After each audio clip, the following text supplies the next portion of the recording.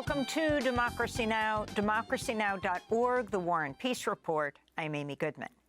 In an historic ruling, Arizona's conservative Supreme Court has reinstated an 1864 law barring almost all abortions in the state.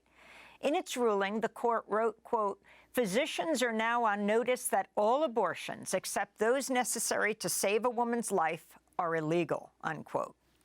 The 160-year-old law predates Arizona becoming a state and was passed decades before women could even vote. While the court stayed its decision for 14 days, the ruling sent shockwaves across Arizona and the nation. President Biden slammed the ruling as extreme and dangerous. Arizona's Attorney General Chris Mays said she will not enforce it, saying, quote, "No woman or doctor will be prosecuted under this draconian law." Arizona's Democratic Governor Katie Hobbs vowed to protect abortion rights. Arizona's 2022 abortion ban is extreme and hurts women. And the near total Civil War-era ban that continues to hang over our heads only serves to create more chaos for women and doctors in our state. As governor, I promised I would do everything in my power to protect our reproductive freedoms. Last week, the group Arizona for Abortion Access said it had collected enough signatures, over 500,000, to put a measure on the ballot in November to enshrine abortion rights in Arizona.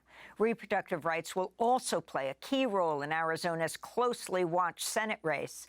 Republican candidate Carrie Lake criticized the court's ruling Tuesday, even though just 2 years ago she called it a, quote, great law. The Arizona ruling came just a day after Republican presidential frontrunner Donald Trump said abortion should be decided by the states. We'll have more on Arizona after headlines. President Biden's leveled some of his harshest criticism of Israel yet as the death toll in Gaza tops 33,300. In an interview with Univision, Biden directly criticized Israeli Prime Minister Benjamin Netanyahu and Israel's killing of 7 aid workers from World Central Kitchen last week. I think what he's doing is a mistake. I don't agree with his approach. I think it's outrageous that those three vehicles were hit by drones and taken out on a highway where it wasn't like it was along the shore. It wasn't like there was a convoy moving there, et cetera. So what I'm calling for is for the Israelis to just call for a ceasefire, allow for the next 6-8 weeks total access to all food and medicine going into the country. Biden's comments were made a week ago, but only aired on Univision on Tuesday. Palestinians in Gaza are making the end of Ramadan as Israel continues its assault. Officials in Gaza say at least 14 Palestinians, including 4 children, have died in Israeli strikes on the Nuseirat refugee camp. On Monday, Israel assassinated the mayor of the Al-Maghazi refugee camp. Hamas accused Israel of committing a war crime. The Israeli occupation's army committed a crime yesterday with the assassination of Al-Maghazi municipal chief Hatem Salah al-Ghamri. He's known as a civilian, a municipal head, who provides municipal services since the first day of this war, this genocide against civilians and civil sectors. The Israeli occupation's army purposefully targeted al-Ghamri, even though they are fully aware that he's a civil servant and only works within that framework at Al-Maghazi refugee camp. On Capitol Hill, about 50 protesters were arrested Tuesday when they blocked access to the Senate cafeteria, calling for an immediate ceasefire in Gaza. Protesters also disrupted Lloyd Austin during a Senate hearing where the defense secretary was questioned by Republican Senator Tom Cotton of Arkansas. I want to address what the protesters raised earlier. Is Israel committing genocide in Gaza? Senator Cotton, we don't have any evidence of genocide being created.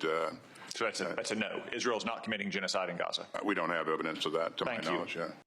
That was Lloyd Austin speaking with Arkansas's Republican Senator Tom Cotton. Turkey's announced it will restrict exports to Israel until Israel declares a ceasefire in Gaza and allows in more aid. Israel blasted Turkey's decision, accusing it of blackmail. The first criminal trial of a former U.S. president appears set to begin Monday after Donald Trump lost his 10th attempt to delay the trial. But Trump's appeal could still be heard by a full panel of 5 appellate court judges. Trump's accused of falsifying business records to hide hush money payments to adult film star Stormy Daniels before the 2016 election.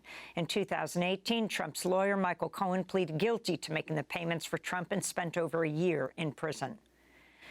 The state of Missouri executed Brian Dorsy Tuesday despite a rare call by 70 prison guards and a former warden for his life to be spared. Dorsy was convicted in 2006 for murdering his cousin and her husband while high on drugs. He later turned himself in and pleaded guilty. Prison guards at the Potosi Correctional Center recently wrote to Missouri Governor Mike Parson urging him to commute Dorsy's death sentence. They cited his unblemished record in prison, during which time he became a popular barber who cut the hair of both prisoners and staff. The guards wrote, quote, "He doesn't deserve to be executed. We know that he was convicted of murder, but that is not the Brian Dorsy that we know," unquote. In Michigan, the parents of Ethan Crumbly, who shot dead 4 classmates at Oxford High School in 2021, have been sentenced to between 10 and 15 years in prison. James and Jennifer Crumbly are the first parents to be held criminally responsible for a mass school shooting committed by their child. During the sentencing hearing, Nicole Beausoleil, the mother of Madison Baldwin, who died in the school shooting, addressed the Crumbleys. You say you wouldn't do anything different.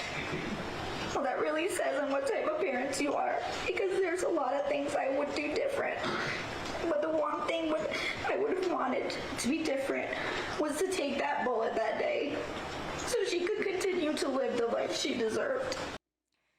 New York City's reached a $28 million settlement in a lawsuit brought forward by the family of a former Rikers prisoner who suffered severe brain damage after attempting to hang himself in his cell while guards watched without intervening.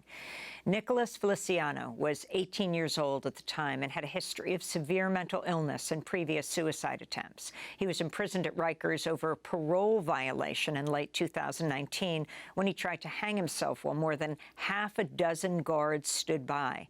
They did not interfere until Feliciano became unconscious and limp. 3 of the guards and a captain were charged with felonies in 2022. If approved, this settlement will be among the largest pretrial settlements ever awarded to a single plaintiff in a civil rights case in New York City.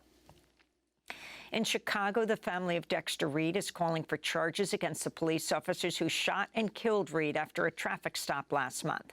Newly released body cam video shows plainclothes Chicago police officers fired nearly 100 shots in just 41 seconds. It remains unclear why officers assigned to a tactical unit pulled over Reeds, who was black, or why they approached his car with guns drawn. Police initially said Reeds was pulled over because he wasn't wearing a seatbelt, but Reeds was driving in a car with tinted windows. Police claim the shootout began after Reeds fired the first shot.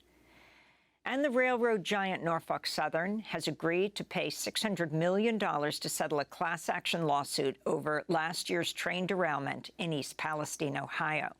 The disaster led to a massive explosion in the release of toxic chemicals, including levels of dioxin hundreds of times higher than what's considered safe. Many local residents say they fear the settlement will not come close to covering future health care expenses. East Palestine resident Chrissy Ferguson criticized the settlement, saying, quote, "I just feel like we've been victimized over and over and over again." And those are some of the headlines. This is Democracy Now!, democracynow.org, The War and Peace Report. I'm Amy Goodman in New York, joined by Democracy Now! Co-host Juan Gonzalez in Chicago. Hi, Juan. Hi, Amy, and welcome to all of our listeners and viewers across the country and around the world.